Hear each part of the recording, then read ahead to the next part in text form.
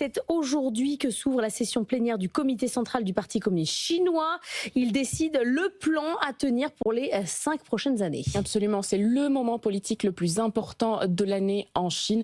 C'est pendant ce plénum que se décide toute la stratégie économique d'ici 2030. Il y aura tout le Parti communiste qui va se réunir dans le grand palais du peuple sur la place Tiananmen qui accueille tous les grands événements politiques, évidemment sans journalistes. Il y aura un objectif à l'issue de la réunion d'entre avoir tracé toute la feuille de route économique, avoir défini toutes les priorités. C'est en gros un plan quinquennal, cet héritage du communisme qui régit encore toute la vie économique et politique de la Chine.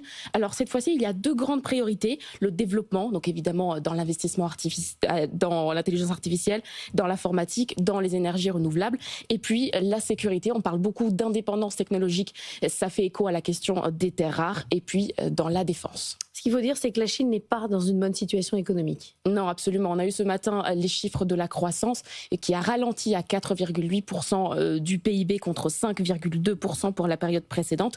Donc tous les indicateurs macro sont au rouge en ce moment en Chine. On a un secteur immobilier en crise, des investissements étrangers en baisse, la consommation intérieure, elle aussi, est en baisse. Et puis il y a le contexte international avec notamment les tensions commerciales avec les États-Unis. Donald Trump l'a dit cette nuit dans une interview à Fox. Il dit les droits de douane avec la Chine ne sont pas viables. Donc on attend peut-être un accord.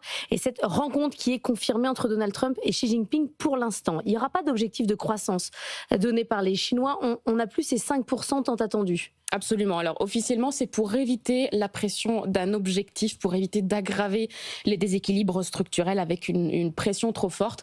En réalité, c'est clair, on ne se fixe pas d'objectif parce qu'on a peur de ne pas l'atteindre. C'est quand même le signe d'une certaine fragilité. On va quand même beaucoup parler croissance de manière indirecte. Il y a une question qui sera au centre des débats. Qu'est-ce qu'on fait de la consommation intérieure?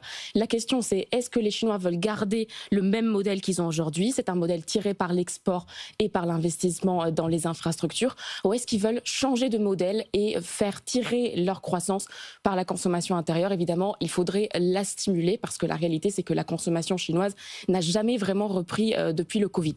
Merci beaucoup, Annalisa Capellini.